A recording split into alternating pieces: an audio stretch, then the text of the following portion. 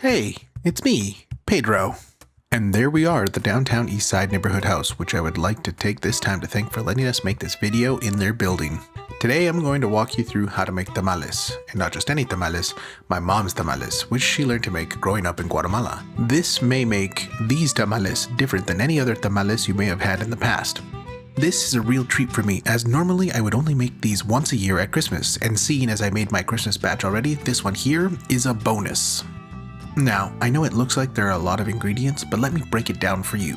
You're going to need raw sesame seeds, chili pasa, chili huaca, raisins, tomatillos, achiote paste, also called achiote, raw pumpkin seeds, red pepper, an onion, prunes, optional by me, but not by my mom.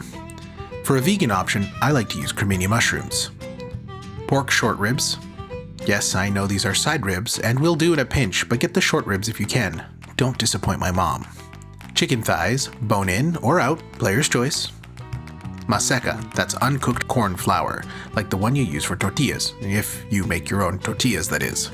And lastly, banana leaves, presented to you in a totally different way than all the other ingredients because we totally didn't forget to film those with the others. Now, for prep, you will need to cut up your meat into smaller chunks. Usually 1 rib chunks is what I cut them into, like I'm doing here. I can usually get about 2 chunks out of 1 chicken thigh. Once you're done cutting up your meat, wrap it up and put it in the fridge to keep cold until you need it. Time for the veggies. Cut your tomatoes and tomatillos in half. Quarter your onion and cut the chilies in half and throw those all in a pot. Add your achiote paste to the pot as well. How much, you ask? My mom says add as much as you like, but not too much. Just know that the more you add, the stronger the flavor will be. Then add water and put to boil until real soft. Remember how we had that tasty looking red pepper? Well, slice that into strips since we will need that in a bit. Now to make the masa. Take a good amount of your maseca and mix it with a good pinch or pinches of salt, depending on how much masa you're making.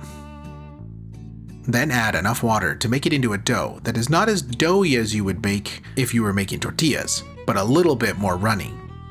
You can use a spoon, a spatula, or your hands. I prefer my hands, as I'm doing here.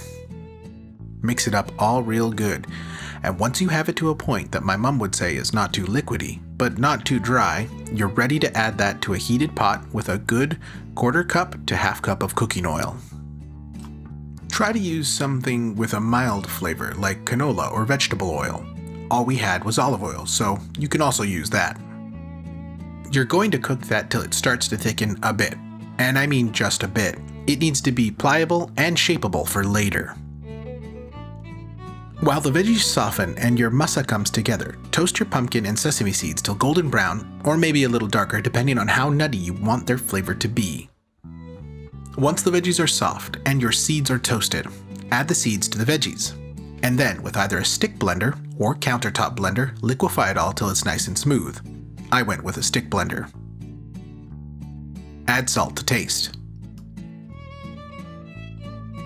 Once that is done, add your meat back into the sauce, or if you're doing a veggie version, add the mushrooms and return it back to the heat and let it boil just a little. My mom says this is so that the meat can absorb some of the flavor, which will make for tastier tamales.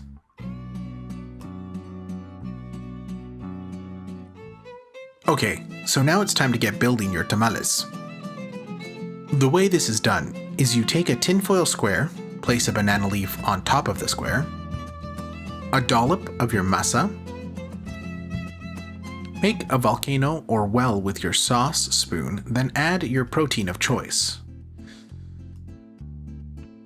On top of that, add 1 strip of red pepper and either some raisins or a prune.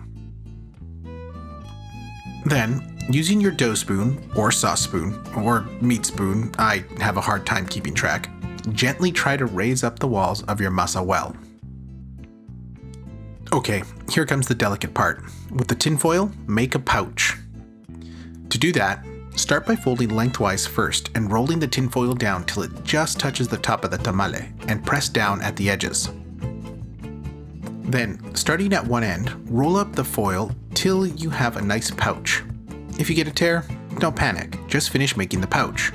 After that, wrap it with another square of tinfoil and make another pouch. Now, repeat all that till, well, you're out of dough or meat, whichever happens first.